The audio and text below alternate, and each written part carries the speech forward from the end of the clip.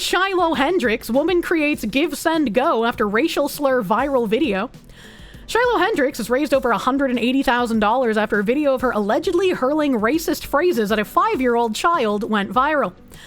In the video, a man can be seen confronting Hendricks for using the N-word for a child multiple times.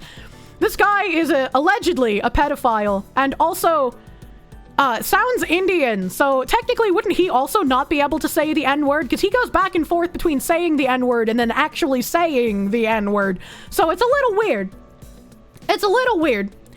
She explained that the child stole a diaper bag from her 18-month-old baby, and the man confronted her, calling her out for using a phrase which is used and is offensive to black or dark-skinned people. Hendricks has created a Give, Send, Go fundraiser for raising money to protect her family. Her goal is set at $250,000. And I think it's actually higher now. Yeah, it's set to $1 million now. She's raised $376,000. So she's raised almost as much as a black kid that murdered a white kid, allegedly, even though he admitted to doing it. Even though he admitted to it, this feels staged. I don't know why it would feel staged. Alright, like she looks like someone who would use the N-word in public. You know? People trying to claim the N-word applies to them. Titled, Help Me Protect My Family, the Give, Send, Go fundraiser states that Hendricks' social security number has been leaked, and the man who recorded her has her address and phone number. I've seen tons of people get doxxed. How do you even get a social security number? Like, that is a crazy level of doxing over saying a word. I'm gonna be real with you. Man, this is definitely backlash for Carmelo. It is. It's 100% backlash, which is why it's like, you know, in hindsight, maybe Kirsche was right. Maybe Kirsche was 100% right about fucking the Give, Send, Go for Carmelo. The following video contains content that may be disturbing or offensive, including the use of racial slurs and confrontational behavior. Viewer discretion is advised, particularly for those sensitive to explicit language, racial themes, or depictions of verbal conflict. Why do we need this in an article? Why? The article is about her saying the N-word. Why do we need, like, double viewer discretion advised here? I feel like things have gotten way too clownish in current year. My name is Shiloh, and I've been put into a very dire situation. I recently had a kid steal from my 18-month-old son's diaper bag at a park. Called the kid out for what he was. She is bold. She is very bold. Another man, who we recently found out had a history with law enforcement, proceeded to record me and follow me to my car. The woman says in the description of the fundraiser. She further adds that the child might have to skip school. He then posted these videos online, which has caused my family and myself great turmoil. My social security number has been leaked, my address and phone number have been given out freely, my family members are being attacked, my eldest child may not be going back to school. Even where I exercise has been exposed. Shiloh Hendricks further asked for help, saying she fears that her family must relocate. I have 2 small children who do not deserve this. We have been threatened to the extreme by people online. Anything will help. We cannot and will not live in fear. And again, like I said, she's raised about $376,000 here.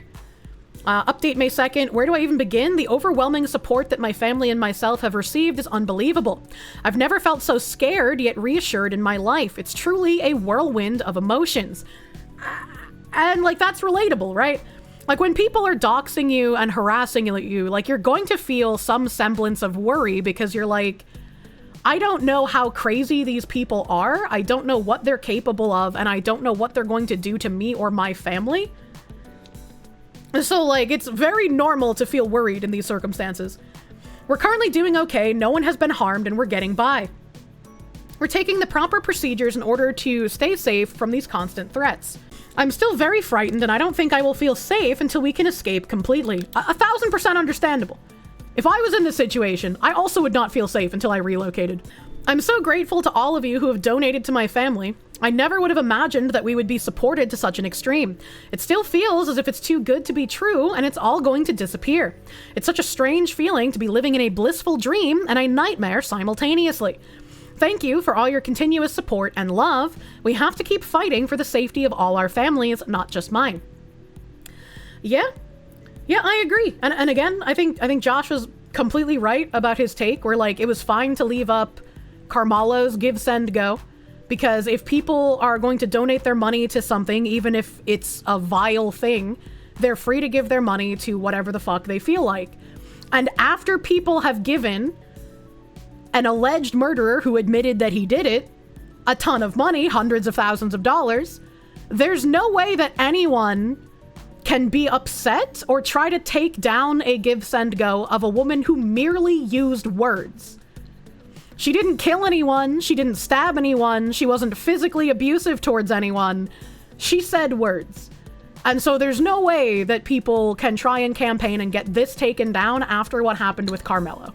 And yet they will anyways. I mean, they will, but they'll get ignored, right? They'll get ignored. It'll be just like my Vice hit piece. This lady deleted her post. I don't know who Cassandra McDonald is.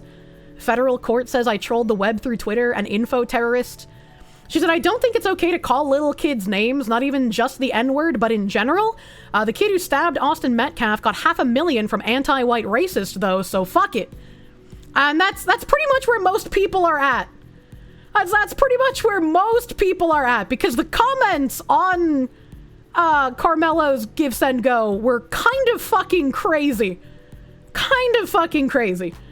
And I can also agree, like, you know, generally you shouldn't call kids names. Right, like I can understand someone having an emotional outburst in anger, especially if they're being stolen from. Where were the kid's parents? Where was the kid's mother? Right, because typically the parents should be the ones who are the target of ire. You know, they should be the target of ire. So I could agree with, like, don't insult the child, insult the parents. But where were the parents? And if I refresh, I'm pretty sure it's gonna be gone, maybe? Yeah, page doesn't exist. Sorry, that's been deleted. It's gone. I've seen some people on Twitter say that the 5-year-old had autism. I don't know if true or not, or like how anyone would know that. And this guy said, let's check in on a toothless hicklib who is apparently seething that a great awakening is happening after reading comments following the tremendous outpour of donations that our friend received. I can already see some things wrong with the donation behind him. This person donated $1,488. $14.88. 14 represents the 14 words of white supremacy, and 88 represents the letter HH, which is what they used to say to Hitler when they gave him the Sieg Heil. This person only donated $15, but they said, we're coming inward, the word you think Jesus. It says. This person donated $25 and said, you said what everyone else is thinking. Your bravery is inspirational. This person donated $50 and said, these animals. To be fair, if you're a thief, you're an animal. I don't care what your skin color is. All right, like, thieves are animals, regardless of skin color, dude. This one donated $10, white pride worldwide. This person donated $650 and wrote a fucking paragraph, sending my personal support. We're all fatigued and no. Wait, is this actually Elijah Schaefer? Hold on, I recognize that name. Do you think that's actually him? Hold on, wait a minute. Yes, probably. That's crazy. That rather than changing their behavior, minorities insist on trying to police our words. So what is everybody donating to? You didn't even finish. You didn't even finish. Minorities insist on trying to police our words. I expected nothing less than, oh my god, animal behavior for the dregs of society. Oh my god, what the fuck? What the fuck? Some of these people are saying oh my god.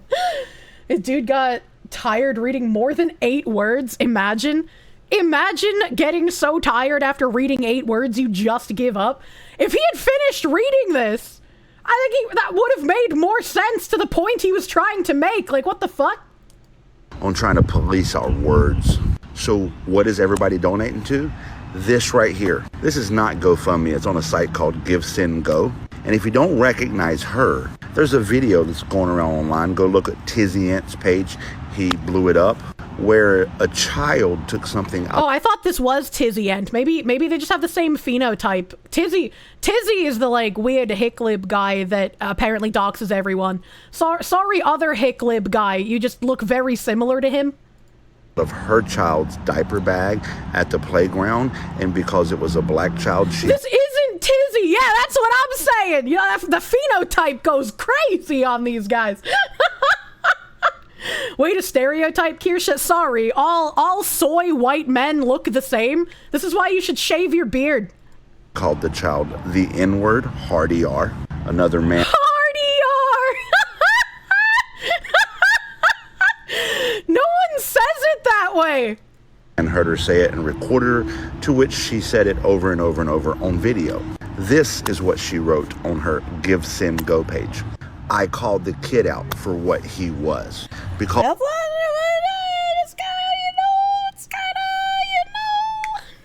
the kid, who is probably 2 years older, younger, was black and made her mad, took something from her child's diaper bag. She called it out for what he was.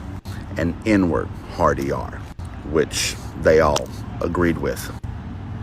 Bravery. Kirsche, no. What do you mean, Kirsche, no? I already said that, like, that's a weird way to write it, lady. What the fuck? Why would you say that? Inspirational. First Amendment rights. How much has it raised? I mean, to be fair, yes, First Amendment rights. Like, that one makes sense. Oh, only $119,000. The year is 2025. It's current year! How can you be doing thing I don't like in current year? You despicable person! Woman called a child, a fucking child, a racial slur. And white people around the country rallied around her, gave her over $100,000. To be fair, if you're gonna give a murderer, allegedly, an alleged murderer who admitted to doing it, if you're gonna give him $500,000, like, literally, what the fuck are you upset about here? Literally, what the fuck are you upset about? Weird priorities, honestly. Just saying. Dude's gonna get really upset about it now. Yeah, it's a little fucking weird. It's a little fucking weird. None of them deserve the money, honestly. I mean, like, I think it's weird that, like, you can set up campaigns like this and get money for, like, almost anything. But considering these people are more angry over her saying a no-no word, for her having bad thought, than for the child stealing or for the alleged pedophile being at a park recording children. I feel like the child stealing and the alleged pedophile being at a park recording are both two more important things than a woman saying a no-no word. So the fact that people took this alleged pedophile's words at face value and got angry at this woman and doxed this woman to the point of even letting loose her social security number. Yeah, I would do the exact same thing as her, because that's fucking insane. That is fucking insane to do. Donated using Nazi numerology, made their feelings very clear. And let's be abundantly fucking clear. The white supremacists in the White House emboldens these people. I need you. It's actually insane that they can still call Donald Trump a white supremacist.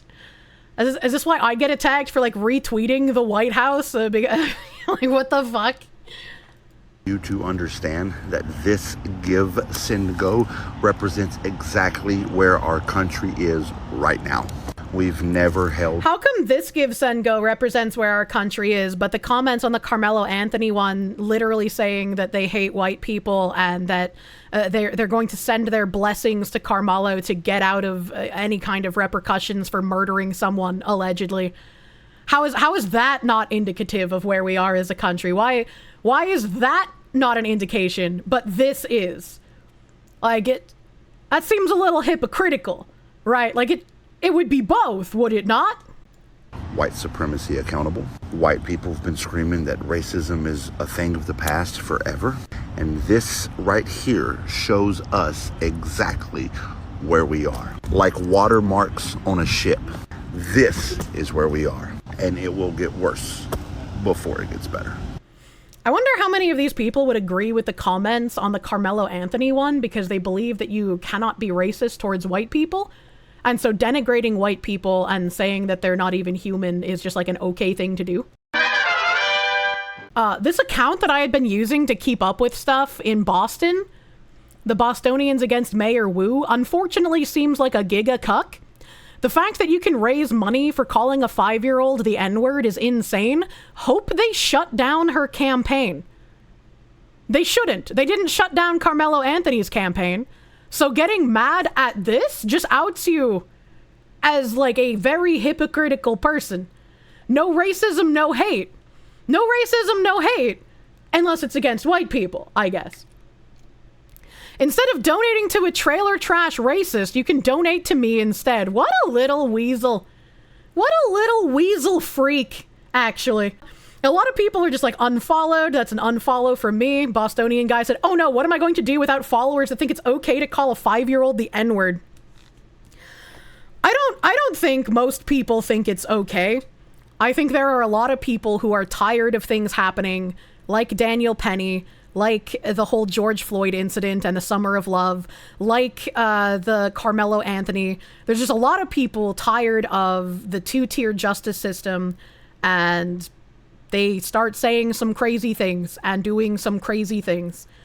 That doesn't make it okay, but it's like, that's just kind of the consequence of where we're at now, unfortunately. And there are some people who are like accelerationists that are like, the pendulum is going to swing back so far it's going to break off. And I hope that's not true. I don't want to see that happening. I don't like seeing this kind of like violence towards other people. Like, not that words are violence, right? But there are people advocating for violence on both sides.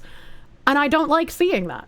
It's, you know, just, most people being, upset at how the account is kind of cucked. I kind of want to see what they're saying to, like, the donate to me. Dr. Evil. Oh, God. Thank you for the motivation. Unfollowed and donated to her. There's more to the story. Tired of the double standard. Literally what I just fucking said. Fuck, this world's wild. No thanks. What does this money even go to specifically? Unfollowed, muted. Can you raise money for stabbing someone in the heart? But you can raise money for stabbing someone in the heart, true. You're trash and a grifter. She used a word to describe a person being judged by their actions. I don't know about that. By the way, it's over 220k now, so cope and seethe. True, cope and seethe. Pathetic grifter. I'm more surprised I'm seeing people use the word grifter correctly here. Unironically. A better question, what's a Somalian pedophile doing in America? Allegedly. Let's see. What is a pedophile doing at a children's park? So this is the guy that recorded it. Mohammed Hussein Omer and Sharmake Bail Omar, Olmsted County Adult Detention Center. 2 Rochester men will appear in court on May 5th on joint charges of 3rd and 5th degree criminal sexual conduct after being accused of raping a 16-year-old after offering her a place to stay. Mohammed Hussein Omar, 42, and Sharmake Bail Omar, 30, may receive a joint trial for their identical charges of 3rd-degree criminal sexual conduct, penetration of a person under 18 years old, uses coercion, and 5th-degree criminal sexual conduct, non-consensual penetration dating back to January 20th, 2022. The guy who took the video has no children and was at a park surrounded by children. This is a credit to Harer on TikTok here. It's the same dude, and he went private on TikTok and changed his profile. Interesting. Interesting. Sure, this isn't the UK. I mean, it's weird that it's in Rochester and not Michigan. I'm gonna be real. I'm glad my pineapple hat is in the way. Because there's some slurs over here that can't be shown. Holy shit. Holy fuck, these people. You're glad you're at the gym right now? You needed the energy to push harder. God damn, you and your swinger hat. My swinger hat is protecting me. I'm being protected. That's a little crazy. And then, We have this response from government officials because, you know, if there's anything you can expect from government officials, it's protecting alleged pedophiles. The Senate DFL and Minnesota DFL have issued a statement defending the thief and a pedo. Unreal. I don't know why it says pedo father. I don't think the guy was the father. He was just like a random guy at the park who is an alleged pedophile. If that turns out to be the father, I'll be incredibly fucking surprised, dude. Lawmakers respond to viral video of Rochester woman. I can't read this. Hold on, it's too small. St. Paul, Minnesota. On Wednesday, April 30th, a video went viral on social media of a Rochester woman directing racial slurs towards children. Chat, I have to ask, I thought this was Rochester, New York this whole time. Is there a Rochester, Minnesota? Because otherwise, why are Minnesota political people, like, making an official statement? Yes, yeah. So this is in Minnesota. It is in Minnesota. Okay, well, the Somali immigrant makes a lot more sense now. There's so many Rochesters. This whole time, I thought it was in fucking New York, man. In the video, a man records himself confronting the woman for using a slur, to which she responds by repeating it. How dare she? In response, state lawmakers representing the Rochester area, Senator Liz Bolden, DFL Rochester, Representative Andy Smith, DFL Rochester, Representative Kim Hicks, DFL Rochester, and Representative Tina Liebling, DFL Rochester, released the following statement. We commend the gentleman who recorded the encounter for standing up and protecting one of our youngest community members, a 5-year-old boy, from this targeted hate. Are you not going to ask why there's an alleged pedophile going to court for his sexual conduct of a minor on May 5th, recording children at a park? Is this not a question you're going to be asking? Why do you commend the alleged pedophile for this behavior? This is crazy to me. We condemn these vile acts of racism in the strongest way possible. This disgusting rhetoric has no place in our community, and we're grateful that a bystander took action and prevented further escalation by the perpetrator. It's like, once again, you shouldn't insult children, slur or not, right? Like, you take that shit to their parents because it's the parents who have failed in raising the child correctly. Where were the parents? And also, this is a crazy statement to make, all things considered. You wonder why they defend him. Yeah, it doesn't surprise me that politicians are defending an alleged pedophile. Like, it's just like water's wet, man. This type of learned hate has been fueled by the Trump administration's own rhetoric. Wait a minute, so her saying the N-word is learned hate, but the child stealing isn't learned behavior from his parents. Empowering those with hate in their heart to shamelessly spread it around. This has created real consequences for our friends, family members, and neighbors. We must all take the initiative to call out hatred and bigotry wherever we see it, and have conversations with those close to us, including our children, about why we must not follow in the footsteps of these bullies, no matter if they're in the White House or on the playground. This is an insane statement to make, dude. Like, actually fucking insane. Huge levels of glowing. The hugest levels. And the family of the 5-year-old have raised $104,000 as of right now.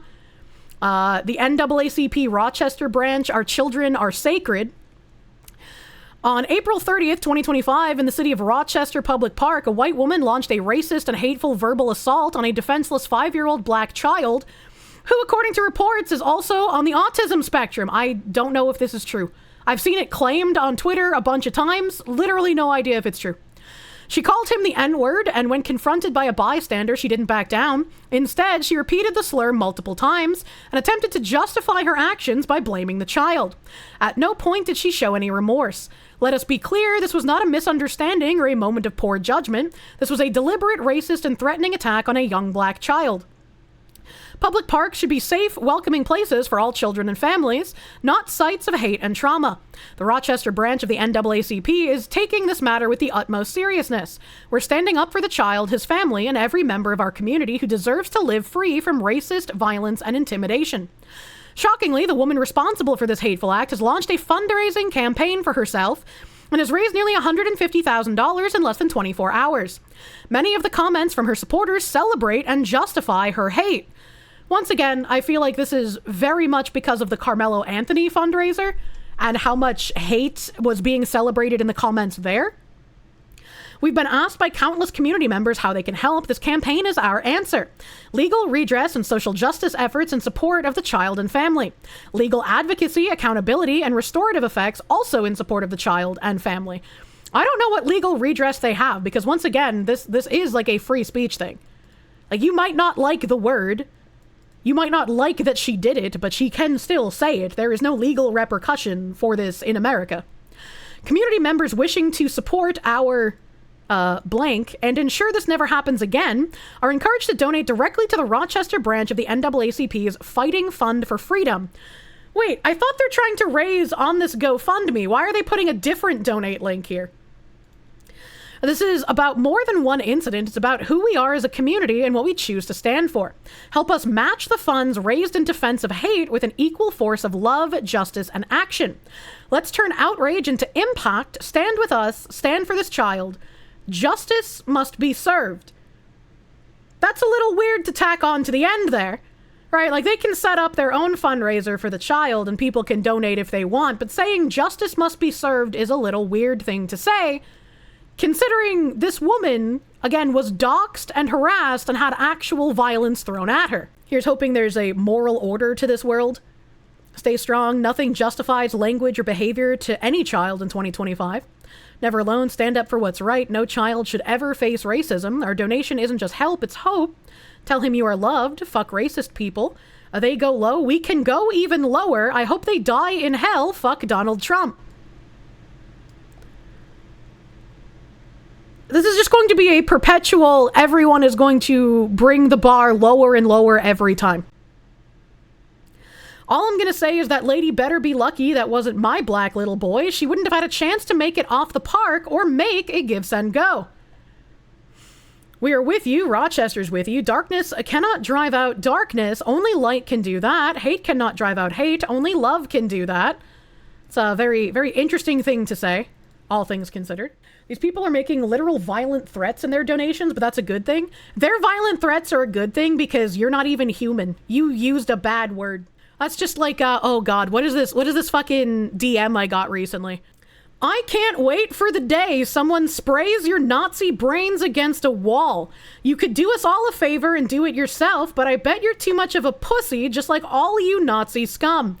I could even get off just from finding out they found your body in the sewage. You know, I thought what Anna Valenz was into was kind of weird, but like this new Vice journalist is saying some very strange things. At least they didn't send a recording of it, right? What a weird fetish. Vice journalists need to be a bit more normal, honestly. It sounds like a sane and rational individual. Accept and offer a debate. Vote democracy, by the way. Yeah, true. Yeah, true. This is my glowy dance. You always show the most touchable poo, Kirsche. Yeah, that other guy that sent me a death threat had to, like, change his fucking Twitter tag. Like, oh, little baby feels safe sending weird death threats in my DMs, but when I show your name uncensored, I gotta crawl back under that rock and hide, you fucking coward. That's kind of funny. That's kind of funny. Like, people were like, oh, why did Kirsche not censor the name? Because I'm not lying about the threats that I'm getting. If someone on Twitter posts that they got, like, a shitty DM or a threat in their DMs, and they censor the name, they're lying. Right? Like, if someone is going to send you this weird shit, they should have their name shown. Like, come the fuck on, dude. Why the fuck should you censor it? If they're gonna send it, fuck them. Exactly. Exactly. That's why every time I see, like, a censored thread or a censored, like, a censored hate DM, like, VTubers will post hate DMs all the time where they're just like, oh, your content is so boring and your voice is so bad and nobody's gonna watch you. You're gonna have 2 viewers forever. I'm like, they just made an alt account and sent this to themselves. This could just be a friend of theirs that sent them the DM because they wanted to grift attention off of Twitter. If you don't censor the name, I'm gonna take it seriously. It could still be an alt account for all I know, right? People make burner accounts all the time. But I'm gonna take it more seriously if you have the name uncensored. Oh God, name checks out. Most of your haters are somehow trans. Oh, I didn't even notice their name was T-Girl Rose. Oh man, autogynephiliac seething that I decided to call them out for using trans identity.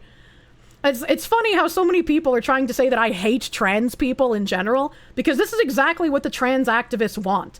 When you point out that there are fetishists and ideologues trying to use actual dysphoric people to push their fetish and to push their ideology on other people, they want to call you transphobic. They want to say you hate trans people because it's in their best interest to keep conflating themselves with actual trans people. Because that's how they keep doing their weird shit. Thank you, Kirsche. Yeah, like, I have zero problem with actual dysphoric people. I bring up Buck Angel all the time. I quote Buck Angel all the time. It's, Washington law offers $120,000 home loans to black buyers. Governor Bob Ferguson of Washington signed into law modifications to the Covenant Homeownership Program through House Bill 1696. This legislation offers up to $120,000 in forgivable loans to address the racial homeownership gap. Specifically targeting black first-time homebuyers and potentially other minorities, the program aims to counteract historical racial disparities in homeownership by providing financial assistance for down payments and closing costs. As someone who's been trying to buy a home for over a year now, and I can't afford to do so, if I said what I wanted to say, my legal team would have to forcefully muzzle me to prevent me from incriminating myself. She's gonna say the word. And there's a little video here. Washington has signed a new law offering $120,000 in forgivable loans exclusively for black first-time home buyers. Feel free to step right up. Yes, Let's you're do part it. of history now. This is great. Okay. Washington State's Covenant Homeownership Program provides down payment and closing cost assistance for lower income first-time home buyers. Lawmakers created the program to address the disproportionate impacts of racial redlining in Washington State. House Bill 1696 modifies the program by adjusting the area median income threshold for program eligibility, introducing loan forgiveness, and modifying the Oversight Committee membership. This modification will create more opportunities to close the racial homeownership gap, which is a very important goal for all of us here in Washington State. We so appreciate everybody who made this legislation possible. We know it's been, like any legislation, challenging. Yes. This one has its share of challenges, as we know. Yes. But Representative Taylor has been a real champion of this legislation, and so we appreciate your leadership in particular. Thank you very much. And with that, I'm pleased to sign this legislation into law. Congratulations. Thank you so much. Thank you. And let's take a photo. Oh, 1, 2, and 3. Congratulations again. Thank you. good Lord. I would say if you live in Washington State, and this is unfortunately your governor, talk to a lawyer and see what the chances are that you could sue for discrimination. Because if you're not black and you apply for this and you get denied, that is discrimination. You can't discriminate on the basis of race for these kinds of things. But I'm not a lawyer, so I would say if you live in Washington, talk to a lawyer, see what the chances are of being able to sue, apply for these loans. You're going to get denied because you're not black, and then sue, and then buy a house with the winnings, right? Sue the state, do it. Yeah, instead of just complaining about how bad this is, if you live in Washington, fucking take action. Fucking take action against this man. I can't wait for an update on this. Tom Homan was asked, why not just arrest sanctuary city leaders who are harboring and shielding illegals from deportation? So, the president signed an executive order just this week threatening to defund sanctuary cities for their policies. Why not just arrest the leaders who are harboring and shielding illegal aliens, actually terrorists, from deportation? Wait to see what's coming. So, I would love to see what's coming. I don't know what kind of recourse they have or what they can do for these like mayors and governors who are going to say we're not going to help the federal government deport illegals and illegal criminals. So I'm very interested in what they're gonna do. I fucking love this Tom Homan dude guy. The fucking smile at the end. I can't wait to see this because fucking, again, Mayor Wu in Boston is one of the places who have said we're not going to assist the federal government. We're not going to listen to the rule of the federal government about deporting these criminals, these illegal people. I don't think it's kind of fucked up. That's kind of fucked up. This lady Linda said, to the people claiming that the kid stealing stuff out of Shiloh's bag was autistic, Somali and Minnesotans have been scamming the system for years with fake autism diagnosis in order to scrape even more free shit from taxpayers. You're not autistic. Massive Somali autism welfare scam just exploded in Minnesota. The number of autism providers went up 700%, from 41 to 328 in the past 5 years. Autism spending shot up from 6 million to 192 million. Somalis are 7 times more likely to get autism services. FBI raids are happening now. That's insane! That is crazy! Holy shit! And this guy also said this follows the 250 million Feeding Our Future scam, in which Somalis claim to be feeding hundreds of thousands of kids who didn't exist. The autism scam looks like it might be almost as big, and it crosses over from the Feeding Our Future Somali scam. Authorities say at least a dozen defendants charged in the Feeding Our Future child nutrition fraud case also owned or received money from autism clinics. A 2009 Minnesota Department of Health study found the proportion of 3 to 4-year-old Somali kids receiving autism services was as much as 7 times higher than non-Somali children. More recent data shows the disparity has only grown. Somalis set up their own centers to provide culturally appropriate programming. Newer providers that better represent diverse communities are more flexible, offering services. That's why I'm moving this year from the PNW to the Midwest. Many jobs discriminate against white up here. Took me 2 years to get a job after the Rona cause of it. Oh, geez. Oh, fuck. Newer providers that better represent diverse communities are more flexible, offering services beyond the traditional 9-to-5 workday. Some of them advertising that they're open 7 days a week. Holy fuck, man. Sources, Minnesota Reformer. This is from September 17th last year. Former Autism Center employee tried to report fraud to the state. Nobody responded. Public teacher says autism centers are popping up all over, so she got inside some and found horrific conditions. A former supervisor at a Minneapolis autism therapy provider called Smart Therapy Center made repeated attempts to report what she said were negligence and fraud to state officials. The woman, who was granted anonymity because she fears retribution for speaking out, said she worked at the Autism Center for almost 2 years. Clients aren't learning anything from this agency. This agency will do anything to keep clients from going to other centers to seek the additional assistance they require or need, she wrote in an email to the State Department of Human Services. The former Smart Therapy workers' accounts offers clues to why and how federal investigators are examining potential Medicaid fraud in the state autism program, as the Reformer first reported in June. I wonder how much these fraud reporting of autism percentages have affected the overall percentage, because we've seen a lot of studies in recent years saying that the levels of autism prescribed to children have exploded in recent years. And people are like, well, why is there so much more autism now? And I guess the answer is there's not. There's just a lot of people lying about autism now. Minnesota doesn't license autism centers, so there's virtually no regulatory oversight. A federal investigation of a fraud-riddled federal child nutrition program unearthed connections to Minnesota autism centers, which have exploded in growth since 2018.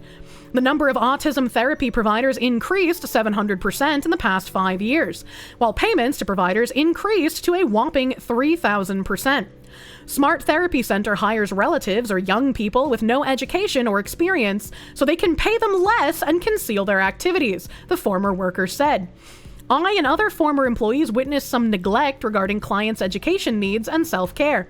The client's goals aren't being run by the behavioral therapist there, she told DHS, which administers Minnesota's version of Medicaid, known here as medical assistance, a federal state health plan for poor and disabled people.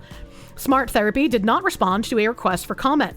The state is investigating 15 autism providers, has already withheld payments to providers, and forwarded 5 to Minnesota Attorney General Keith Ellison. Although the identities of the centers are unknown, an immigrant autism provider complained that DHS discriminates against minority providers. I feel like if you're committing fraud, you shouldn't be able to play the "you're a racist" card. Right, this is why people are getting fed up. Because you are literally doing something that is slimy and illegal and committing fraud, and your response is, well, you're a racist. Come the fuck on, man. The autism investigation comes close on the heels of the Feeding Our Future scandal, which is believed to be the biggest pandemic relief fraud in the nation, and has underscored state government's failure to stop program fraud in recent years. The woman said that even months after contacting DHS Office of Inspector General, which can halt payments and refer cases for prosecution, nobody followed up with her. Without licensing, DHS can't track caseload size or staffing ratios. Last year, the legislature directed DHS to study whether to begin licensing autism centers and better regulate them. Despite the rapid growth of the state autism program since launching in mid-2015, many children with autism spectrum disorder still aren't receiving the services they need due to a shortage of providers, which illustrates the problem with widespread fraud in government programs. Resources that should be in supporting children in need are instead lining the pockets of scammers. Smart Therapy is still an active provider, according to the DHS. And this is another good point.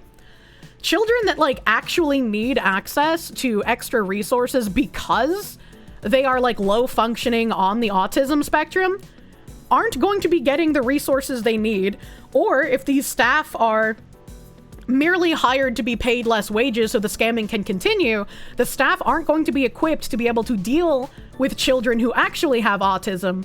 So you're doing a disservice to people who actually have a medical issue that needs to be dealt with, might need extra resources, in order to give this money to people who are simply scamming and want more free shit. A DHS spokesperson said in a statement that all reports of suspected fraud or abuse are reviewed, but due to the volume of reports received, the department only reaches out to people if more information is needed. This seems kind of shallow. If you're getting that many reports, shouldn't you look into it, right? Any investigatory data is not public under state law, so the agency isn't able to share updates about investigations until they're resolved. Smart Therapy formed in 2019 and quickly became one of the highest paid providers, reimbursed over $500,000 by the state in 2020, the 14th highest amount of our 85 fee-for-service providers that year. Some Medicaid recipients get their insurance directly through the Minnesota Medicaid program, which provides billing DHS on a fee-for-service basis. Other people on Medicaid get services from private health insurance companies that the state contracts with, known as managed care organizations, for a fixed price per person. Smart Therapy was paid the 9th most out of 142 providers in 2021. When it was reimbursed $2.1 million, it was paid the 3rd most out of 206 providers in 2022. At $2.8 million and the 7th most out of 280 providers last year, when it was paid $2.6 million. While Smart Therapy rocketed to the top quickly after opening, the Autism Center also got money from the federal child nutrition program that federal prosecutors say was rife with fraud during the pandemic. Smart Therapy claimed it served over 199,400 meals and snacks in 2020 and 2021 under the sponsorship of Feeding Our Future, the nonprofit at the center of the federal fraud. Well, that ain't looking good if this place being accused of committing fraud worked with another organization that has been convicted of committing fraud. No one from Smart Therapy has been charged in the Feeding Our Future case. The child nutrition program, funded by the U.S. Department of Agriculture and administered by the Minnesota Department of Education, was designed to feed hungry children as schools and child care centers shuttered. But prosecutors have said very few meals were actually given away. Instead, fraudsters filed phony invoices and fake rosters of children to steal over $250 million. 70 people have been charged so far, and 23 have been convicted, while dozens more await trial. Smart Therapy was reimbursed over $465,000 for the child nutrition program in 2020 through 2021, and over $85,000 in 2019, when it was reimbursed for nearly 41,000 meals and snacks under the sponsorship of Partners in Nutrition, while other nonprofit enmeshed in the federal case. DHS Inspector General Kalani Modi said in a statement that fraud is unacceptable, and DHS set up programs to prevent it as soon as possible. She said some of the people with connection to Feeding Our Future have been disqualified from working in a DHS-funded provider organization for 15 years. I feel like if you used a government organization to commit fraud, you should be banned for life. Why would you ever get the opportunity to work in that kind of a field again? That should be like a complete black mark on your record forever. That is insane. Some of the individuals were controlling individuals in the provider organizations, and we revoked the licenses and stopped payments. But to the former Smart Therapy employee, DHS is failing to even do the basics. No one has contacted me, she said, about a month after the reformer forwarded her concerns to the OIG at her request. An early childhood special education public teacher said she and colleagues have been concerned about questionable practices at some Minnesota autism centers. These are popping up and it's super shady. This year, they're coming out of the woodwork. And it's like, the people that use these for like scams or use these for ideological purposes, they count on people not calling it out because you'd look like a bad person for doing so, right? Like, you can't attack an autism center for fraud because what, are you a heartless person that doesn't care about autistic children? Why would they set up an autism center and then not help the autistic children, you bigot? It's the same with like the gender affirming heavy quotes care for trans children. They try to use the emotional manipulation of like, would you rather have a dead son or an alive daughter, right? To make you feel like the bad person to keep protecting them to do these things. The source, who was granted anonymity because she was not authorized to speak by her employer, does initial evaluations of children up to age 5 and talks to parents about any concerns. Some 3 to 5-year-old children attend her school's half-day program and then get bused to autism centers. She said some operators of those autism centers are unhappy that the school has children for half the day, e.g. taking their clients. There's been a lot, particularly this year, of families opting out of early childhood special ed options because they don't want to lose their programming with the autism center. Families she worked with said that they were told by autism providers to continue with autism center programming rather than starting school, which has specialized programs for ages 3 to 5. Often, immigrant families have little understanding of the autism center's purpose. Some parents have never heard of autism, even though their kids are in an autism center. Some think their children are going to regular childcare, when actually they're going to an autism center. One father told the autism center offered free childcare. His daughter was diagnosed with a speech delay, not autism. The teacher made it her mission to get inside some of the autism centers to see what they were like and said she got into 5 last year.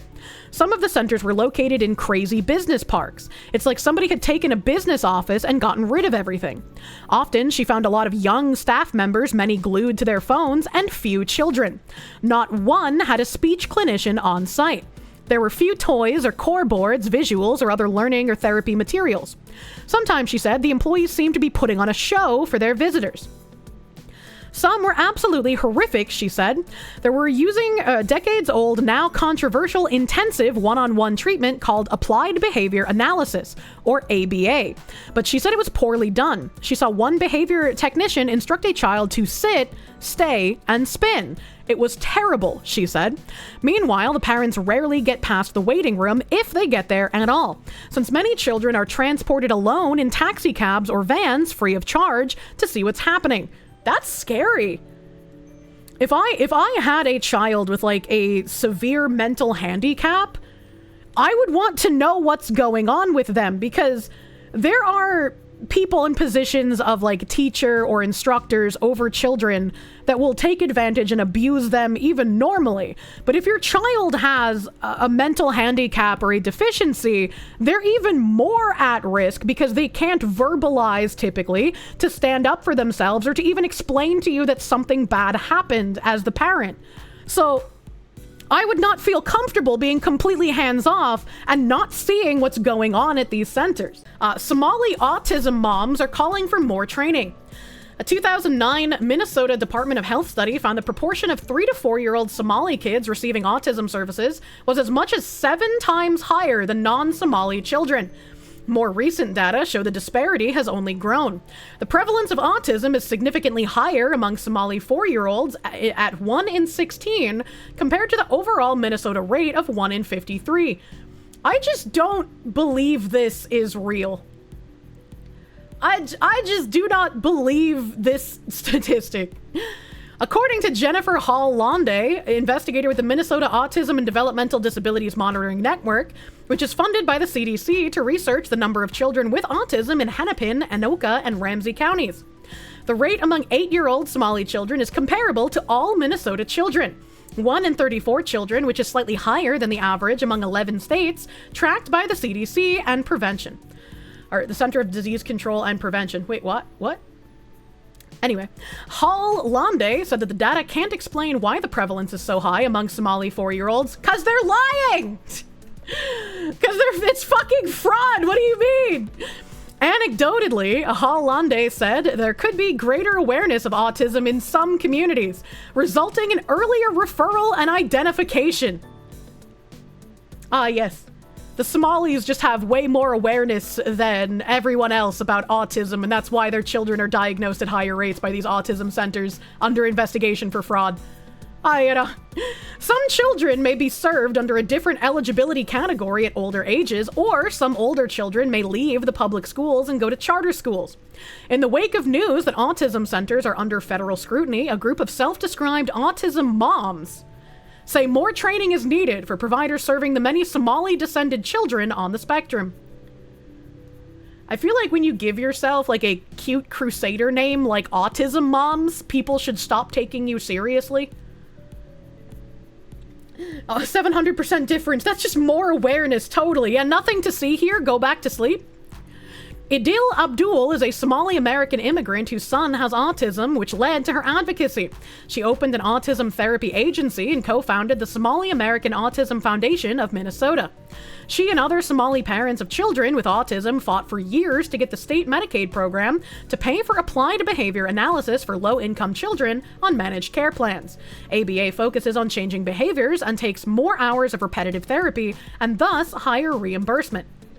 Abdul said before immigrant providers entered the field, white providers bullied and discriminated against parents of children of color. Proof? Do we have proof? Do we have lawsuits that were brought against these providers who were bullying the children? Because, like, if these providers are bullying these children, they should absolutely have been taken to court for it. They should have faced repercussions for treating these children poorly, right? Do we have these lawsuits? Do we have this proof? Minority providers saw the need to provide autism services beyond the 9-to-5 workday and stepped in to provide evening and weekend hours. She said DHS needs to do a better job of educating some communities about autism and the rules and regulations governing autism centers to help them succeed. When a minority agency sneezes the wrong way, DHS has a meltdown. But when a non-minority agency does something wrong, they don't even blink, Abdul said. What timeline is this person living in? Because, like, this is not reality. We worked too long and too hard since 2007 for our children in Minnesota and nationwide to let anyone, including DHS, dismiss our pain and challenges. Fatima Molas, co-founder of the Multicultural Autism Action Network, said Somali parents met a few times with a DHS autism official to give ideas for how to help the community, but there was no follow-through. Molas and other Somali autism moms called on DHS to provide culturally appropriate training to minority providers. Molas said before more immigrant providers entered the market, families were waitlisted and would never get a phone call from autism centers. Newer providers that better represent diverse communities are more flexible, offering services beyond the traditional 9-to-5 workday. Some of them advertising that they're open 7 days a week. What the fuck is culturally appropriate training for autism? That's a great question. And I find myself reading this and just starting to see that, like, the white women who would parade around their autistic children as, like, fashion accessories. Because this is just, like, an extension of that. How does she do all of this? Or how about she does all of this in Somalia? Yeah, question mark? That sounds like a demand for racial quotas and culturally appropriate. It's a treatment for a medical condition, for fuck's sake. The number of providers who diagnose and treat autism has increased from 41 in 2018 to 328 last year. The amount paid to providers during that time climbed from about 6 million to nearly 192 million. You can't tell me a leap in providers in, like, what, fucking 7 years, going from 41 to 328? There's no way that that is a legitimate climb. This is very obviously fraud. The Autism Treatment Association of Minnesota says the rapid increase in the number of providers and payments correlates with the launching of the state program in 2018. But the group has advocated for stronger licensure of oversight of service providers, supporting a bill passed last season requiring people who practice applied behavior analysis and use the title of behavior analysis to be licensed by the Minnesota Board of Psychology. I mean, like, yeah, they should be licensed, but the woman said that a lot of these places aren't licensed and aren't using licensed providers, which means they're still skirting around the system.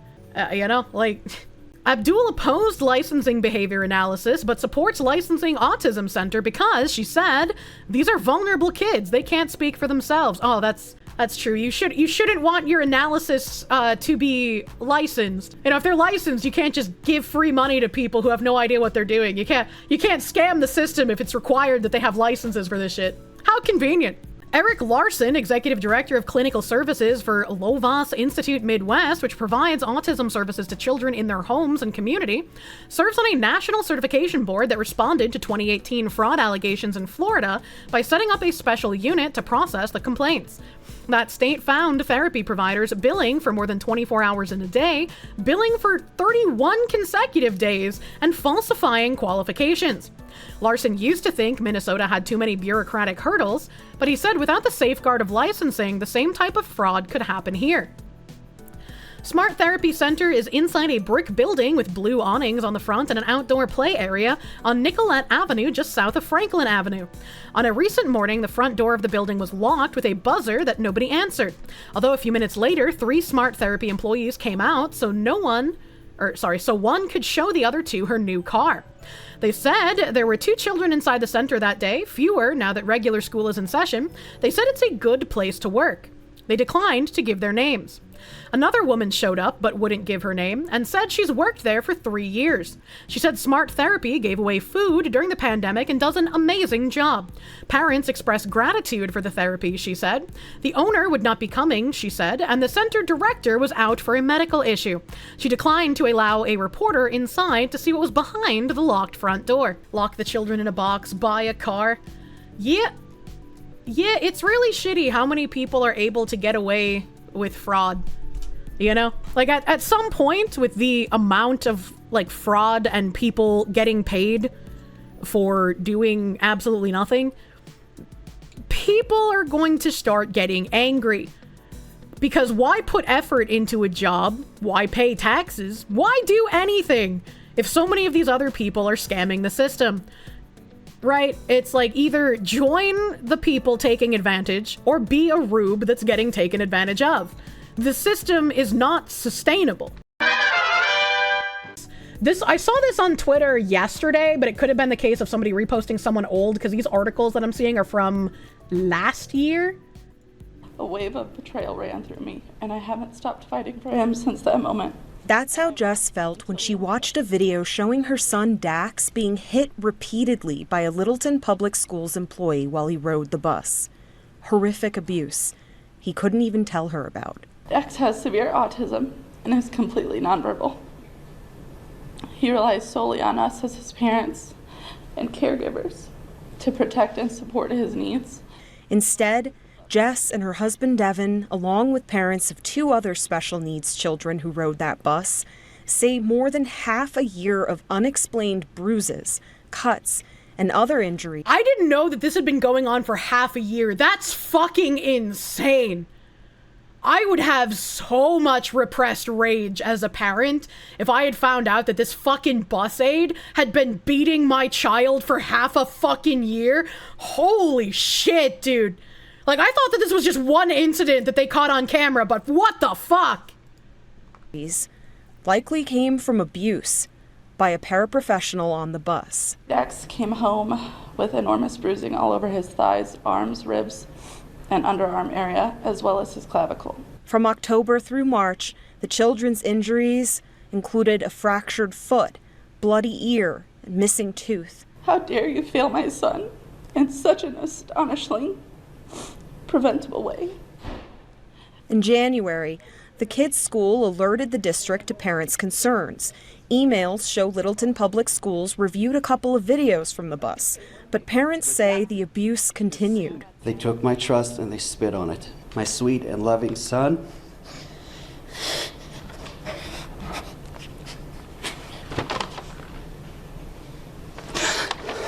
Man, I always feel so bad when, like, I see fathers break down like this, but it's like, what else are you supposed to do when this happens to your child?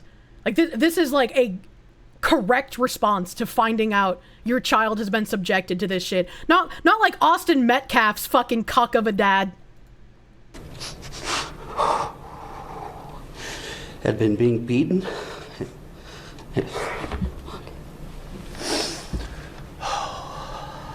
They know this because in March, Jess watched this video at the Littleton Public Schools Transportation Hub showing the abuse. Because although it is hard to watch, that is what my child has endured for months.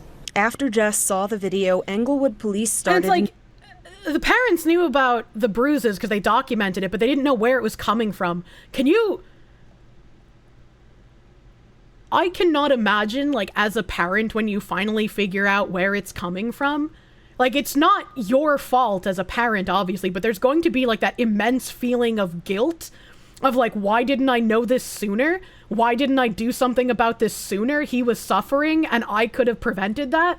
Like, I feel so bad for these fucking people, dude. Investigating. An arrest affidavit for Tiara Jones shares disturbing details of multiple assaults. They had notice, and they ignored it. This wasn't one person who failed. This was institutional failure. The family will sue if Littleton Public Schools does not hold itself fully accountable for this utter, complete, traumatic failure. The army of moms and dads behind me will never stop advocating for our children to be safe and loved by the adults that we trust with them. Fucking Kiara Jones, school bus aide, has been charged with 10 additional counts for a total of 9 felony assault charges and 2 misdemeanor child abuse charges. Here's the video of this monster beating an autistic child on a school bus. A black bus aide torturing a mentally handicapped white child. She's seen beating him in the face and body and then tries to break his leg. That's how I knew about the leg thing. Englewood police arrested Kiara Jones and charged her with third-degree assault on an at-risk person, a Class 6 felony. And, like, I'm glad she didn't actually break his leg, but in that other video, they did say that she fractured his foot at some point. So, like, it's actual insanity here. I hope she never gets out of prison, honestly. No hate crime charges? Yeah, I feel like, once again, you guys have a good point that, like, hate crime charges probably shouldn't exist at all because they're applied unevenly and unfairly. But, like, when I see shit like this, it makes me feel like, yes, I would like to see hate crime charges here. I'm tired of seeing them be applied unfairly and unevenly. Like, this is why it's just like, I feel like they should be applied in situations like this. I'm sick of seeing the double standard. This other article came up. This isn't even the same situation. Video shows a bus aide for a special needs child in Florida aggressively shaking a 9-year-old, according to police. The victim is seen moving from her seat to talk to another child. The aide, identified as Aviezer Pinillos, then tells the victim to sit down. He then goes over to the child, picks her up off the seat, and shoves her into the corner, shaking her, according to the Port St. Lucie Police Department. Police say Pinillos then walks to the front of the bus. The victim appeared to sustain redness on her neck and right arm, according to police. Pinillos was charged with cruelty towards a child and abuse of a child without great bodily harm. St. Lucie Public Schools tells CNN affiliate WPTV that Pinillos is no longer a bus aide, and he's currently assigned temporary duties away from students awaiting, quote, a recommendation for termination. Pinillos told police he shook the seat the child was sitting on out of frustration after the child kept moving from seat to seat, according to the arrest warrant. Yeah, if you're not able to handle, like, these kinds of children without getting that angry, you probably shouldn't be working with them. Yeah, I want him no longer a free man. And this was recent. This was 2025. This was April 30th, 2025. So this one happened just a few days ago. I ask you to look into the situation and get the word out about what's happening at these schools. The issue was addressed by angry cops in an unsubscribed podcast video.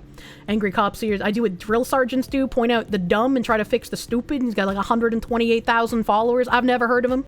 The Buffalo Public Schools here made a statement that says, April 26, 2025, the Buffalo Public School District is aware of unfortunate and recent allegations circulating in an online video. The district is prepared to vigorously address these untruths. The district has prioritized the safety and security of its students and staff every day. BPS is the second largest district in New York, I'm assuming that's school system, with some 60 schools, 30,000 students, and 7,000 staff. Any transgressions that may happen are handled swiftly with seriousness, integrity, fairness, and empathy. The Buffalo Public Schools maintain a close and professional relationship with the Buffalo Police Department as a means to ensure that safety is a priority. And they got community noted. It says a member of the Buffalo Police Department Special Victims Unit revealed that the school district was actively attempting to destroy evidence regarding incidents with minors. The school has allegedly deleted videos and refused to report incidents with minors to the police department and/or parents. It said 2 years ago, a BPS student was raped in a school by a pool, and the principal did her own investigation and closed the case. Never reported it. A year later, the child reported it to police, but there was no video available because you never reported it. Mr. Donut Man saying, welcome to the Thunderdome. Here's the video. Too long didn't watch. Buffalo schools deleted the video evidence of an attempted child abduction, hid it from the parents. They also failed to report a girl being beaten by her father multiple times, including after she showed a counselor video evidence of the said beating. Jesus Christ. Comment on YouTube was the best, given that Buffalo schools' absolute retarded act of deleting said camera footage of the kidnapping. I believe a wood chipper is a reasonable punishment. This guy said, I want to point out that the ad YouTube ran before this was for a wood chipper. That's funny.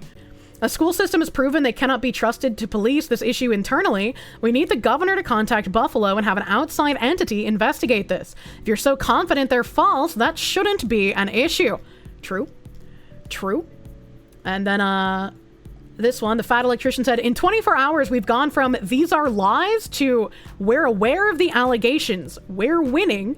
This video that he linked here is this. Let me make sure my BGM is off. You say today that everything that was said by Officer Hyde is in fact not true. Well, we now want to turn to the latest in the fallout from that bombshell interview with a Buffalo police officer, and it alleges that Buffalo public school officials have covered up instances of sexual and child abuse. Well, the district's board addressed these allegations for the first time tonight after a lengthy private meeting. 2 on Your Side's Andy Payton was there tonight, and he has more details. Scott and Mary Alice, we're coming to you tonight inside the hallways of City Hall because, well, it's where we spent most of ours. As BPS officials spent the evening discussing these allegations inside an executive session. Tonight, the Buffalo Board of Education staying behind closed doors, spending almost 3 hours discussing the shocking cover-up allegations made over the weekend. The Buffalo school system has been intentionally not reporting the assaults of students. Buffalo police officer Richard Hyde blowing the whistle in a tell-all interview on the Unsubscribed podcast, outlining specific cases where he claims BPS officials and attorneys allegedly obstructed. This is a manly man podcast with manly men. Yeah, when they zoomed out, I understood the White Claws because those all looked like man's men. Evidence and ignored subpoenas and court orders to cover up child abuse and sexual abuse within the district. They're failing to do the right thing for one reason or another, and some of them are bad. The Buffalo Board of Education has been informed of the allegations made through a podcast video on Saturday, April 26th. Following tonight's executive session, the board responding to those allegations. I still want to know why they didn't report this shit. Like, for what purpose did you not report these children getting raped, getting assaulted, getting beaten, a kidnapping, right? Like, what? Why did these things not get reported? Who are you trying to protect? Saying they have launched an external investigation. You know, whatever the outcome from the investigation is will be shared with the public. It comes just 24 hours. Bad optics. The optics are worse from not reporting it. What do you mean? They don't want the gravy train derailed? Well, now the gravy train is going to be fucking completely stopped because you look like retards. Like, this is actually malicious behavior. The dude is smiling. That's beyond a grin. You don't hate people who control the school systems enough, chat. The district originally called these allegations untruths, but tonight district leadership not using that same language. What's the shift from yesterday saying you're going to vigorously address these untruths to now saying you're going to investigate? I do believe that is vigorously addressing it. The board is making a decision that they will do an independent investigation. I mean, I think you always hear this is an isolated incident. Yep. You know, that we take this very seriously. We're used to the language. And I strongly disagree every time they make both of those statements. Teachers like Mark Bruno tell me they're not sure what to think about these allegations, but also says he feels the district does have a history of looking the other way. There's a culture of downplaying violence and other incidents like the officer is mentioning in this district really since I started over 20 years ago. Now, we reached out to the Buffalo Police Department to see if any disciplinary action would be taken against Officer High for his comments, but at this time, no decision has been made. On your side at City Hall, Andy Payton, Channel 2 News. Jesus Christ, man. And then I had the donut operator man saying, wait, instead of focusing on the allegations of a child abuse cover-up first, you go after unsub. So I'll be honest with you, I started watching this podcast and... This is a news anchor talking.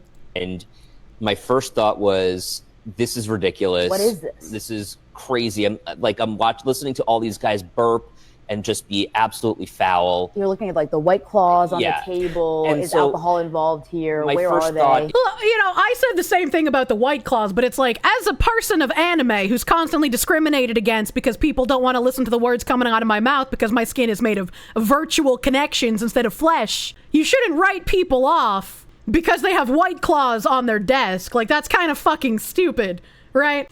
Just trying to demean the way the people look who are exposing this kind of child abuse cover-up says more about you and how you take the news seriously than it says about the podcaster people. Like, actually fucking insane. Is, okay, this can't actually be real. But then when you actually listen to the allegations, you unpack what he's saying and understand that this guy is... to an extent, a public figure in that A, he's paid for with taxpayer dollars, and B... Is the unsubscribed podcast paid with taxpayer dollars? What a weird thing to say. What a weird thing to say. The guy who was the whistleblower? Oh, I guess they mean like the guy they had on the podcast. Okay. The cop guy. The cop guy on the podcast. I was like, what the fuck are they talking about? Angry Cops is a cop. Okay, that makes more sense. But it's especially in that case, why denigrate him for going on a podcast with these people? Like, does it matter how he gets the story out as long as he's getting the story out? Right. Angry Cops is National Guard, the people who buy merch and also pay their taxes. He's a cop and a drill instructor, the whistleblower. Angry Cops is a cop and a drill sergeant. That makes sense. Thank you for background information, chat. Officer Richard is a cop and also was in the military. Fucking Officer Dick. Because they didn't get to break it. I was about to go into that. It seems like they're just salty that more people are connecting with, like, independent creators like myself, podcasters like the Unsubscribed dudes. More people are coming to us to get news than going to these, like, smear merchants and people who peddle in false narratives. It's a threat to their democracy, as it were. He's also put out there on his social media pages his personality and for all to see. The amount of abuse going on in our world has become so sickening. Please get help if you have a problem. Save our kids. They need protection. Why did they flash this for like half a second? I like didn't even address it. Is that normal? I don't watch like these news channels. Kirsche's missing out on unsub. It could be her weekly based himbo show. They're probably all married, so you know it would be like a weekly based himbo show. But then I would get sad. They would love our podcast at the Pentagon. Fucking probably, man. What really happens at the Pentagon? Our top secret mission. You disregard an SVU detective's accusations of the school covering up sexual abuse because you apparently heard someone burp. Go fuck yourself. That is a very accurate thing to say. I was like, oh, these people are burping and they have White Claws. Why should we listen to what they say? There's no credence here. You don't hate journos enough. You do not. You cannot have enough hate in your heart for corporate journalists, man. As it is insane. Have there been any updates? Let me click on Mr. Donut Man's timeline. I guarantee I won't get fucking flashbanged. He's fucking muscular as shit. Jesus Christ. Fucking beefcake over here. Tired of this shit. Untie Me. There's a little robot. Love boombox. Headshot stuff. Yeah, he donated $4,000 to the Korean guy who got fined for punching Johnny Somali. A Korean guy did a service to his country, and I'm glad people who have money are willing to give it. I can't wait, dude, until I can do shit like this. That would be a dream. That'd be a fucking dream. Giga Chad behavior, man. Fat Electrician's whole timeline has been covering this recently. Give me the Fat Electrician. I yell on the internet, same. Oh, I follow him. If you're a parent, student, or teacher with information about incidents that may have been mishandled by Buffalo schools, please email us at takethehighroad@gmail.com. Include as much detail as possible, names of individuals involved, locations, dates, and times. Be sure to let us know if you wish to remain anonymous. That was a nice out-calling. If Buffalo Schools wants a third-party investigation, Unsubscribecast will give them a third-party investigation. Give us 72 hours. This is a paper that says May 2nd via email to mrfatelectrician@gmail. Freedom of Information Law request. We're in receipt of your request for records under the New York State Freedom of Information Law dated May 2nd, 2025. The Buffalo City School District is researching your request and will be in contact with you on or before 20 business days from the date of this letter to discuss and schedule any concerns or clarifications that might be required or to provide the records you have requested. Sincerely, Buffalo City School District, the FOIL office. Oh, that's serious. If he's filing like FOIA requests to get information, that's kind of nuts. They thought that they could just get people to forget about this. Announcing the winner of the B&T giveaway, that's not it. 4/28/25, employee arrested for assaulting journalist and destroying his phone. Holy shit. Quickly prompted the Buffalo Board of Education to hire a third-party investigator to look into his claims. To find out more and get to the truth, I visited Buffalo Public Schools' main offices with Auditing Erie County and Act Now Media to seek comment from the school officials. We were not welcomed with open arms, and one journalist was assaulted by a Buffalo Public Schools employee. That's insane. Unfortunately, the school district presented itself as a collection of Soviet-era thugs with plenty to hide. I mean, that's basically all of our educational institutions at this point. You know, they're just Marxist thugs trying to shout people down so you can't get in there and protect the children anymore. First, we'll hear the comments made by Detective High on the Unsubscribed podcast. Then we'll get into my visit to the Buffalo Public Schools main offices. Okay, so that's the unsubscribe thing. I want to see the assault.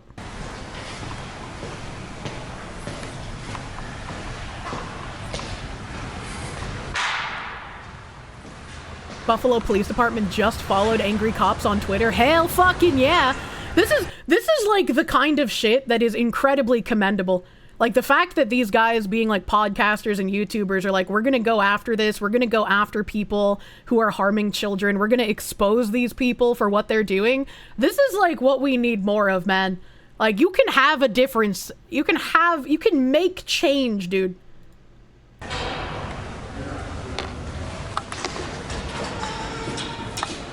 The executive staff member you're about to meet is Dr. Will Korestis. He's going to give us the silent treatment. He was appointed interim superintendent of the Buffalo School District earlier in April of 2020. And the whistleblower taking the risk he did, mad props. Yeah, whistleblowers fucking love. Need more whistleblowers, dude. His opinion of journalists is we need to do it his way, request an interview via email so he can stymie us, stonewall us, and not talk to us. But then when we go and ask his staff questions and use them as sources because he refuses to answer our questions as a member of leadership, he gets upset. So, of course, we're going to see, why we have to go interview staff members. It's because he stonewalls us and will not answer our questions. I wonder why. I think if I watch the podcast, it will give me good info from beginning to end, and I will mauled like you did. Oh no, I'm not watching the podcast because I don't want to. This is after the podcast, which is why he referenced it in the beginning. And so this is someone who went to the school to interview the public officials. And I want to see the public officials' responses to the podcast having called them out, which is why I brought this up. Hey, Will, we're here to ask some questions about the public school systems and their lack of security. You seem to want to remove cameras and stuff in the offices and that. And you put these signs up. Aren't the children supposed to be safe? Sir, if the allegations proven true by Mr. High are accurate, do you condemn those actions taken by the Buffalo School District? How can we do it to fix the problem? Are the kids safe at school right now? How come you guys can lock these doors, but you can't lock the hallway door between the science building and the school? It seems like you guys do know how security works. William! Please don't block my access to the stairs. Bro, don't touch me. You're touching me. You're I'm standing here first, right? I need to get back. Okay, so don't touch I me. need to get by. Go. You're blocking my access to a public Go. school. You go. We're here. You go. I have to go anywhere. You do what? We're here. So? And I pay for your salary. Okay. This is weird. You should say thank you. Okay. You know, there's some cuts coming to this department this year. You know that? We'll make sure you're part of it. Yeah. Have to get a real job in the private sector like the rest of us. Gotcha. Yeah. Yep. Have a good day. Yep. I like this guy. Not the one in the door. He's an asshole.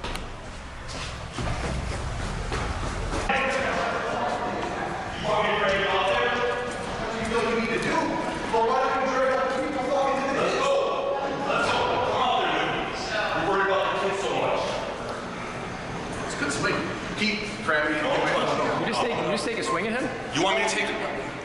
He wants to go outside. I don't want to. You want to launch him? Can I get his name? I'd like to press charges. I didn't even see it. I didn't even. Where did? I missed it. You're worried about the kids so much. It's a good swing. Keep grabbing it. You just take a swing at him? Oh, the camera guy didn't get there in time. That's so sad. He wants to go outside. I don't want to. You want to launch him? Can I get his name? I'd like to press charges. Happened off camera, unknown if real. Sir, can I get your name? Can I fill out a complaint form? He smashed my phone. All I want is his name. I don't know. You're fine. I just know, who do I talk to? Yeah, he came down the stairs and made a comment to Dan about meeting him outside. So I said, why do you want to meet Dan outside? He got in my face and slapped the phone, which is fine. He wants to fight. I get it. I think we have to report an assault. I do. I would like to report an assault. I hope there was another camera person down there. You got it. Good. Since our camera guy didn't get there fast enough.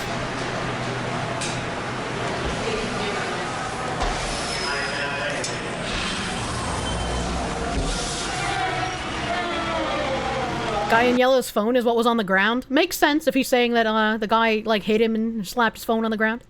So I'm about to go in, but What? They're just ignoring them? Excuse me, sir. Are you guys here for a call for service regarding an assault? No. What call for service are you here for? Because he made one. This gentleman right here, he was assaulted by a staff member inside City Hall. Incurred some property damage.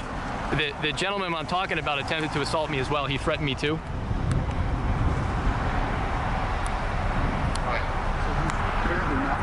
What the fuck? Gentlemen. Good afternoon. what's going on? Are you here for a call for service regarding an assault? I was. Okay, so that's our call. Yeah, he was the one who was assaulted. Yeah, what's going on? So why were they ignoring them for so long if he's just now going to admit, like, yeah, I was here for that call? And why did the black cop say, no, that's not what we're here for? What the fuck? What the fuck? Cop moment. Helen Razor, thank you for the raid. Welcome, Raiders. Asking simple questions, which is, the report that just came out, as you heard, the Buffalo police officer came out with a bombshell. I have the paper on it if you don't know what's going on. Richard High. Essentially, they're covering up a bunch of crimes and stuff, and we just wanted to ask how they feel about that. You know, is that what's really going on in publicly accessible areas? We were coming downstairs, and one of the employees, Dan, had walked past him, mentioned to Dan he's going to drag him outside and take the shot of him, and I said, well, why do you feel the need to do that? Yeah. Why don't you defend the kids that hard? And he turned and slapped my phone out of my hand, and it broke. And I'd like to file a police report to have him replace my phone. And I'd like maybe you guys to ask him why he doesn't fight that hard for the kids. There were verbal threats made against me as well. He came at me and said he was going to assault me too.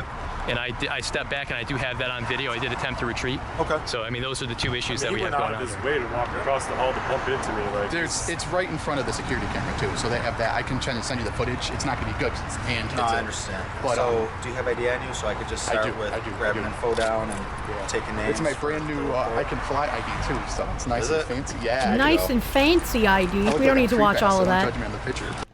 We don't need to watch the intake of the information. Funny how they send 20 cops for this. Yeah, there's quite a few of them for some reason.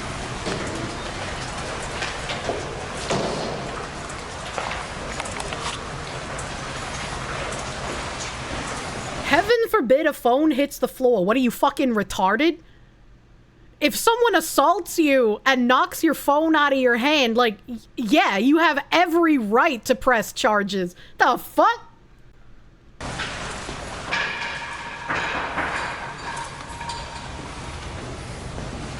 So over here, guys, face up, that you know where they come in and out of. I mean, that's, I think, where you recorded it.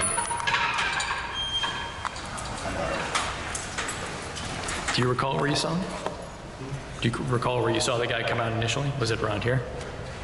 I thought he was coming out downstairs at senior settings. We didn't spend much time. But we saw him up here.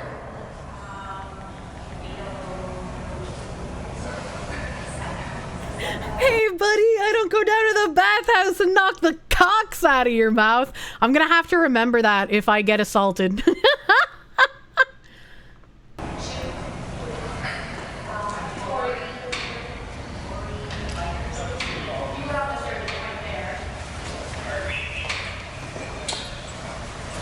Was it for Buffalo Public? Was it for the Buffalo schools? I felt like he came. They're telling me it's right down from where we're standing right now. It's entirely possible that he's on floor 7. They're calling to get a room number. So Yeah.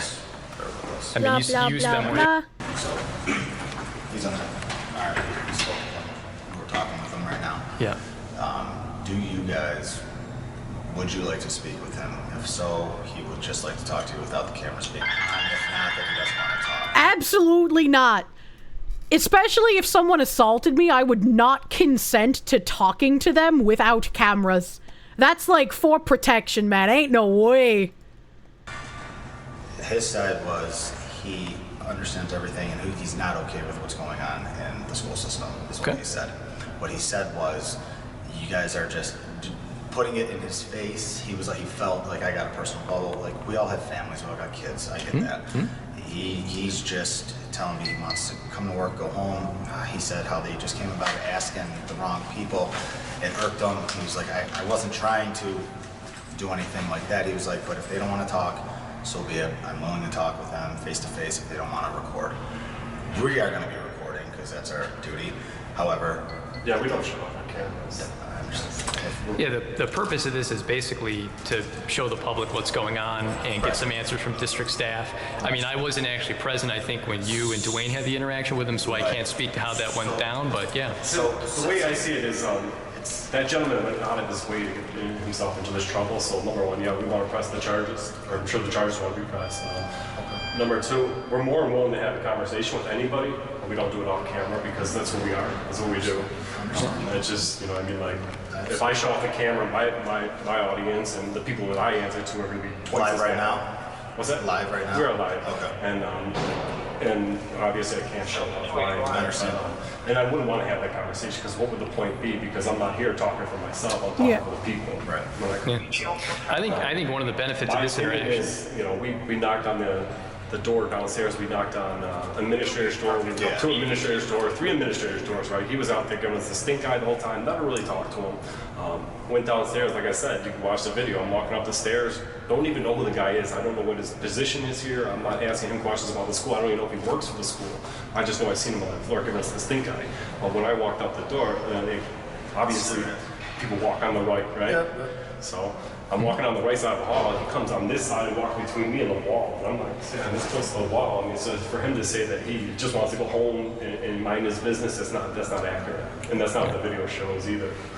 Video evidence. That's why we record government. I like hearing your side. I like hearing their side. I like coming back and being, you know, this is what we got. This is what you got. What do you want done? So, with that being I tell said, you what. If he wants to talk to Dwayne, if he wants to offer to pay for the phone screen or the phone, yeah, that's. And Dwayne doesn't. Can we get Dwayne up here? Yeah, we can get him up here. Get him up? I like their side, yeah, yeah.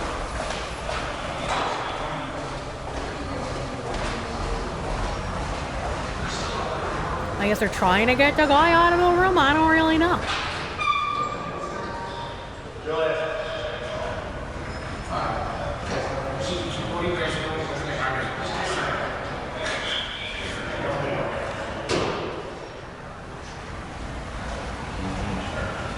Oh, he's in cuffs? Oh my god. Perp what?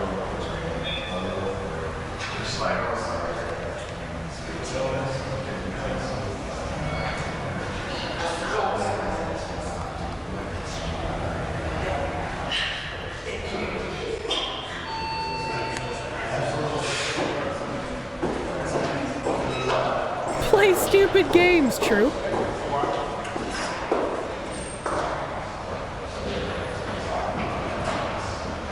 You got it. Oh, yeah. Yeah, get ready. Yeah, it's going to be 145.05 sub 2 of the penal law. Higher charge of criminal mischief, anything over. That's not an appearance ticket. Over 250. Yeah. It is or isn't? It's a low grade. Well, I'm saying, is this an appearance ticket where he's going to get an appearance ticket, or he's got to go downtown? He's going to be getting the appearance ticket today. You love it when actions have consequences. Yeah, just don't assault people. It's not that hard. Sign, and then after that, he gets court date. Police report obviously had his name on it.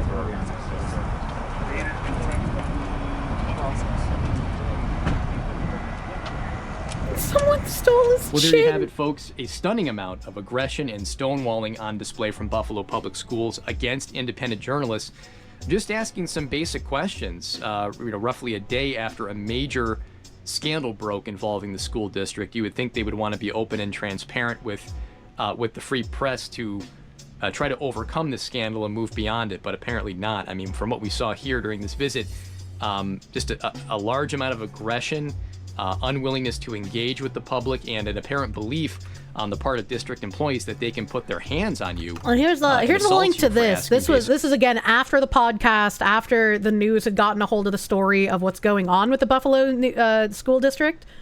So this was some other guy at Redress going and trying to interview some of the school board members and then getting assaulted. Camera brings out the anger in people. Well, it's like, if you're not, like, I wouldn't want to be on camera, right? But if I had been doing shady shit by not reporting abuse of children to the police, I feel like at that point I would have lost my right to say I don't want to be on camera. It's kind of fucking weird when people who've done something wrong try to maintain that, as it were. The reason I was looking at Fat Electrician's timeline is because I wanted to see what was happening after the initial podcast happened, like the follow-ups to them calling out the school district. All of this rests in the hands of DA of Erie County, New York. All they have to do is say whether or not it's true that Buffalo Schools isn't responding to subpoenas, and if they did, in fact, try to delete video footage of an attempted abduction. If it's false, say it and make the families of 30,000 students feel at ease. If it's true, say it so the problem can be fixed. Remaining silent is the worst option. So, which is it? Do you want to show your efforts to protect kids, or do you want 30,000 students and their families to feel safe? That's a very good point. It's very, very well put. You're from Buffalo, now you're realizing why school as a kid sucked, right? This is the school district, by the way, that had 17,700 police calls in 4 years. Cops responded over 17,000 times in 4 years. That's insane. That is insane.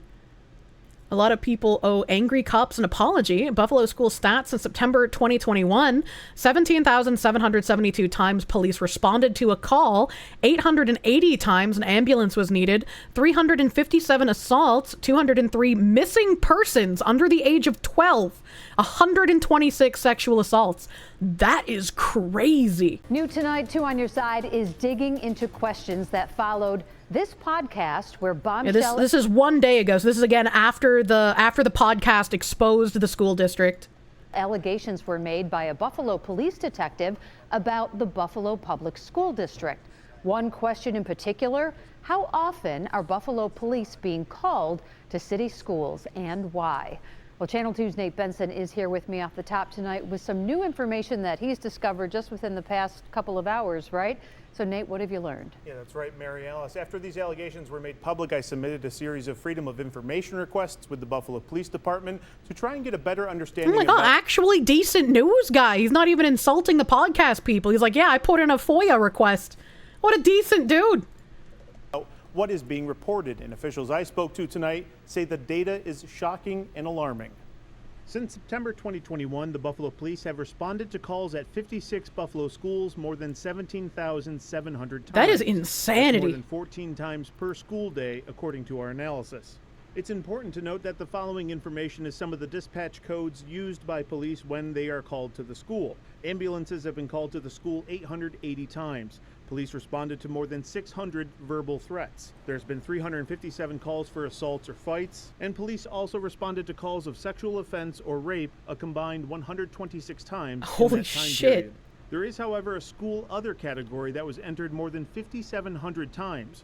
Right now, we don't know exactly the type of incidents that would trigger that type of entry by Buffalo Police. I shared some of this data with Buffalo Teachers Federation president tonight, and here's what he had to say about the safety of the schools. That is a shocking number of phone calls made to the police department, and even one rape crime is too many. I sent my daughter to Buffalo Public Schools, and I attended Buffalo Public Schools. I wouldn't have done it if I didn't think that she was safe. However, if I knew that these things were happening, even if it was just one incident, and you said a dozen, right? Yeah, 13 since September 2021. Then that is concerning, and that's something else that should be investigated. It's also worth noting that these are just the initial response calls to Buffalo Police and not necessarily what was happening once they arrived on scene.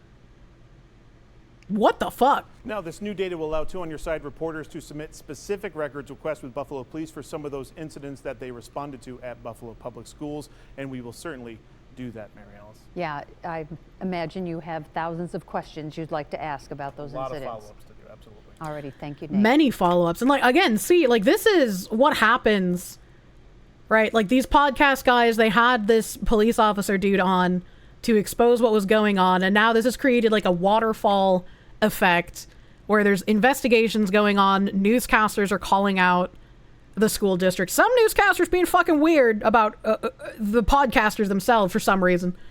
But like, it's really good that this is actually having a ton of follow through and it's not being isolated. We're already getting flooded with tips about Buffalo schools and Erie County, New York, most from people scared shitless of retaliation. Let me make this crystal clear. If anyone lays a finger on a whistleblower, Unsubscribecast will raise a fuck ton of money for their legal war chest and sue you so hard it alters the trajectory of your family tree. You no longer hold the power to ruin careers. You hold the power to turn yourself into a goddamn payday. Now, this guy's fucking based. That's a fucking great ass message. Holy shit. I love these fucking power struggle commie freaks being put in their fucking place.